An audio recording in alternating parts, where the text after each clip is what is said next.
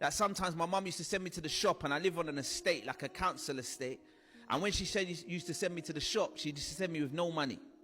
She used to just write down things on a piece of paper. Get this, milk, rice, da-da-da. And then she used to take the paper and she'd write on the back, give my son these things and I'll pay you on the 18th of the month when I get paid. So I used to walk to the shop with this note. And I go in the shop and I pick up all this stuff. I go to the counter. I say to the man, yeah, my mum sent me to get this stuff. And he's looking at me for the money. I said, oh, she said to give you this. You read the note. He say, tell your mum next time I'm not doing this. It's the last time, because we keep doing it. So I get angry as a kid. I was about your age, 10 years old. I was looking at him. I just take the stuff and I walk back home. But I'm angry and I'm upset.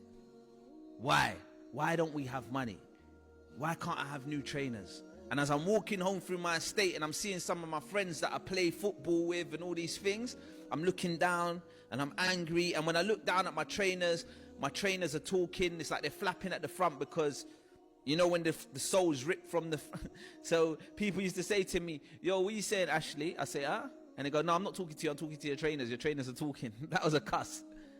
It's because of the flap. So I'll be angry. And sometimes we look at the children and we say, this boy's got behavior problems. He seems too angry in school. But that anger comes from somewhere. I did have these problems, but maybe this anger comes from things I'm going through at home. So I go home and I'm upset, but we never had nothing. Sometimes our electricity used to cut out and we couldn't switch it back on, so we'd have no lights. My Nintendo cut off, I can't play it, there's no electricity. It's cold, there's no gas. Mum, can we top up the electric? She says we can't, we have to wait till Thursday, because she got no money. So these are the type of things I'm going through. We have to wait till Thursday. We're in the darkness. Yeah, go and light some candles. So this is how it was for me as a child. But she always used to say, we better just pray to God, because I don't know where I'm going to find money from. We better pray to God. So she installed this thing about God in me. But she'd drink because she's struggling. She can't take it.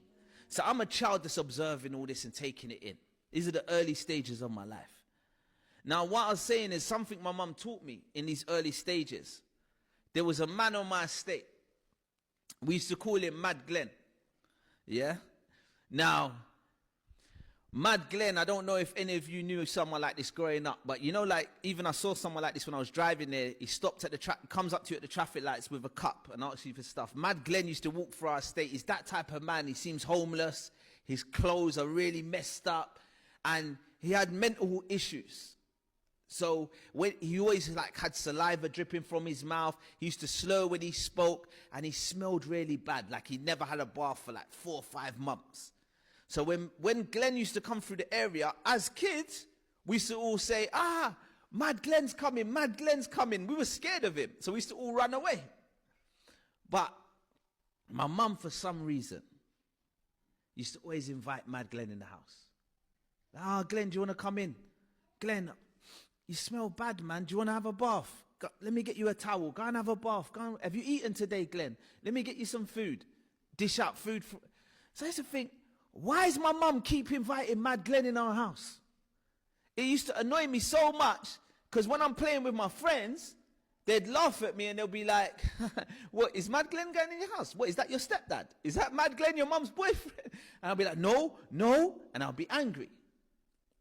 So anyway, when Mad Glenn used to come, I would always know when he was around, because I'll come home from school. As soon as I walk through the door, Mad Glenn's here. I can smell him. So I go in my living room, I see Mad Glenn, and my mum's giving him food. And then when he's leaving, he'd be like, okay, I'm going now, Andrea, do you have like £1, please? And they always ask her for money. Remember, we didn't have nothing.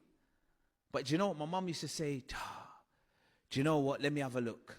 And she'd look through the drawers, look down the side of the sofa, and she might find 70p, and she'd take this. And she'd always try and give him something. But we didn't have anything. And then one time he was like, come round, and he was begging my mum for £5. My mum ain't got money for electric, nothing. And my mum, I remember she had about a tenner, and she's giving him £5. I'm thinking, but we need that. She says, look, Glenn, this is all I got, £10. Take £5 of it. That's all I got. I ain't got nothing else. I got to try and feed the kids.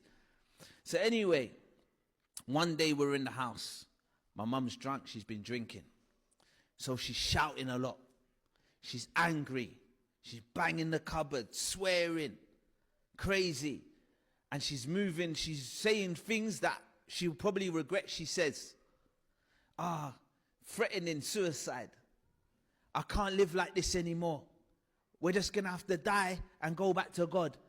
I'm going to kill us all. As a kid, I'm scared. Why is my mum saying these things? What do you mean you're going to kill us all?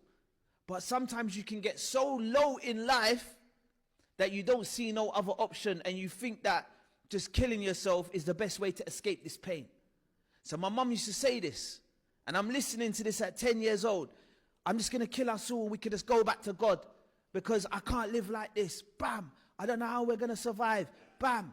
I ain't got no money to give you to go to school tomorrow. Bang. Slamming cupboards. And I'm just there. And I'm just thinking, she said, yeah, you better just pray to God. The electricity's cut out. You better just pray to God and hope that he sends some money to us because I don't know how we're going to live. I don't know how we're going to live. So I'm crying. And I start praying.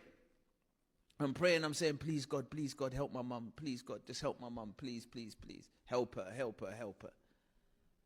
Send us some money, please. And then as she's banging and she's swearing, the door knocks.